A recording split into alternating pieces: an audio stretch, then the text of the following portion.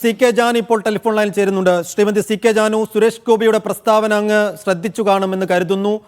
എന്ന് വെച്ചാൽ ഗോത്ര വിഭാഗങ്ങളുടെ കാര്യം ബ്രാഹ്മണനോ നായിഡുവോ നോക്കട്ടെ എന്നാണ് അദ്ദേഹം പറയുന്നത്. അദ്ദേഹത്തിൻ്റെ ഒരു ആഗ്രഹം കൂടി അദ്ദേഹം പങ്കുവെക്കുന്നു. ഒരു ട്രൈബൽ മന്ത്രിയാകണമെന്നാണ് തൻ്റെ ആഗ്രഹം എന്നുകൂടി പറഞ്ഞു വെക്കുന്നു.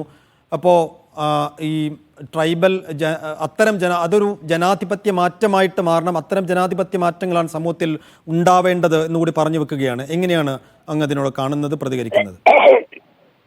എന്തായാലും ഇങ്ങനെയുള്ള ഒരു വാർത്ത വന്നത് സുരേഷ് ഗോപി സാമൂഹ്യ രാഷ്ട്രീയ വ്യവസ്ഥിതിക്കകത്തുള്ള കാര്യങ്ങൾ മുഴുവനായിട്ടും മനസ്സിലാക്കാതെ ആണ് പറയുന്നത് എന്നുള്ളത് നമുക്ക് തന്നെ ബോധ്യപ്പെടും. എന്തായാലും ഈ ഒരു വാക്ക് പറഞ്ഞത് വളരെ തരംതാണ ഒരു വാക്കായി പോയി എന്ന് തന്നെയാണ് ഞാനൊക്കെ അതിനെ തിരിച്ചറിയുന്നത്. ഈ 1947 ഇന്ത്യക്ക് സ്വാതന്ത്ര്യം കിട്ടിയിട്ട് ഈ കാലം അത്രയായിട്ടും ആദിവാസികളുടെ വകുപ്പ് മൊത്തം കൈകാര്യം ചെയ്യുന്നത് സവർണരും സവർണ മനോഭാവമുള്ള ആളുകളും തന്നെയായിരുന്നു. അതിന്ന് വ്യത്യസ്തമായിട്ട് ഒരാളും ഇതിന്റെ ഈ കാര്യങ്ങൾ കൈകാര്യം ചെയ്യാൻ ആ പോസ്റ്റിലേക്ക് വന്നിട്ടില്ല എന്നുള്ളത് വസ്തുതപരമായിട്ടുള്ള ഒരു സത്യം നിലനിൽക്കെ ഇത്തരം ഒരു വിവാദം കൂടി പറയുന്നത് അത് ആദിവാസികളെ വംശീയമായിട്ട് തന്നെ അപമാനിക്കുന്നതിന് തുല്യമായിട്ടുള്ള ഒരു ഇടപെടലാണ് ശരിക്കും നടന്നിരിക്കുന്നത്. എന്തായാലും ആദിവാസികളും ഈ ജനാധിപത്യ രാജ്യത്തുള്ള ഒരു മനുഷ്യരാണ്. അവർക്കും ഇടങ്ങളിൽ വരാനുള്ള അവകാശമുണ്ട്.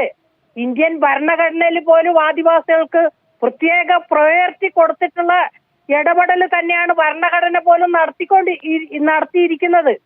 അപ്പൊ അതിന്റെയൊക്കെ ഭാഗമായിട്ട് ജനാധിപത്യ മുഖ്യധാരയിലേക്ക് ഞങ്ങളെപ്പോലെയുള്ള ഞങ്ങളുടെ ഈ വംശീയമായിട്ടുള്ള ആളുകൾ വരരുത് എന്നല്ലേ ഇതിന്റെ ഒരു താക്കീത് പോലെയുള്ള ഒരു വർത്താനല്ലേ ശരിക്കും ഈ സുരേഷ് ഗോപിയുടെ ഭാഗത്തു നിന്ന് വന്നിരിക്കുന്നത്. ഇതിപ്പോ ഈ ആദിവാസികളുടെ കാര്യത്തിൽ, പിന്നാക്ക വിഭാഗങ്ങളുടെ കാര്യത്തിൽ ബി.ജെ.പിയുടെ പൊളിറ്റിക്സ് ഇങ്ങനെ തികട്ടി വന്നതാണെന്ന് കരുതുന്നുണ്ടോ, അതോ അദ്ദേഹത്തിന്റെ വ്യക്തിപരമായ അഭിപ്രായമായി കാണുകയാണോ? അത് എങ്ങനെയാണെന്ന് എനിക്കറിയില്ല. പക്ഷെ ഇപ്പൊ നമ്മൾ വന്നിരിക്കുന്നത് സുരേഷ് ഗോപിയുടെ ഭാഗത്തു നിന്നാണ് ഇത്തരം ഒരു നിലപാട് വന്നിരിക്കുന്നത്.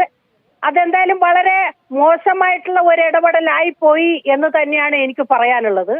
ഈ ആളുകളെ ഈ നിലയിലേക്ക് ഇവിടത്തേക്ക് എത്തിക്കാനുള്ള പരിശ്രമം നടത്തുന്നതിന് പകരം ഇവർക്ക് വേണ്ടി നൂറ്റാണ്ടുകളായിട്ട് ഇനിയും അവര് വരരുത്, അതിന് പകരം ഉന്നത കുലജാതകര് മാത്രം വരണം എന്ന് പറയുമ്പോ ഇവരെ മനുഷ്യരായിട്ട് ഇവർക്ക് അവിടെ ഇരിക്കാനുള്ള അർഹതയില്ല എന്നല്ലേ നമ്മൾ ഇതിലൂടെ മനസ്സിലാക്കേണ്ടത്. അതുകൊണ്ടാണല്ലോ അങ്ങനെ പറയുന്നത്. അപ്പോ ഈ ഒരു വാർത്ത തന്നെ ഒരു തരംതാണ ലെവലിലായി പോയി എന്നാണ് ശരിക്കും എനിക്കിതിനോട് പറയാനുള്ളത്. ആദിവാസികളും മനുഷ്യരാണ്. അവരും ഈ ജനാധിപത്യ പ്രക്രിയക്കകത്തുള്ള ആളുകളാണ്. ഈ ജനാധിപത്യത്തിൽ നടക്കുന്ന എല്ലാ കാര്യത്തിനകത്ത് ഇടപെടാനും അതിനകത്ത് കാര്യങ്ങൾ ചെയ്യാനുള്ള മൗലിക അവകാശമുള്ളവരാണ് അവരും. അവരെ അങ്ങനെ പരിഗണിച്ച് അവിടത്തേക്ക് എത്തിക്കാനുള്ള ഒരു പരിശ്രമമല്ലേ നടത്തേണ്ടത്.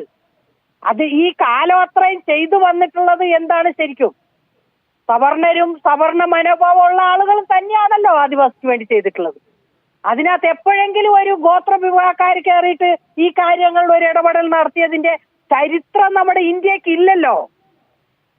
അതൊക്കെ മനസ്സിലാക്കി വെച്ചുകൊണ്ട് ഇത്തരം ഒരു കാര്യങ്ങൾ പറയുന്നത് ഈ ആളുകളെ കൂടുതൽ അവഗണിക്കുകയും അകറ്റി നിർത്തുകയും ചെയ്യുന്നതിന്റെ ഭാഗമല്ലേ ഇത്. അതിനെ അങ്ങനെ തന്നെയല്ലേ മനസ്സിലാക്കേണ്ടത്.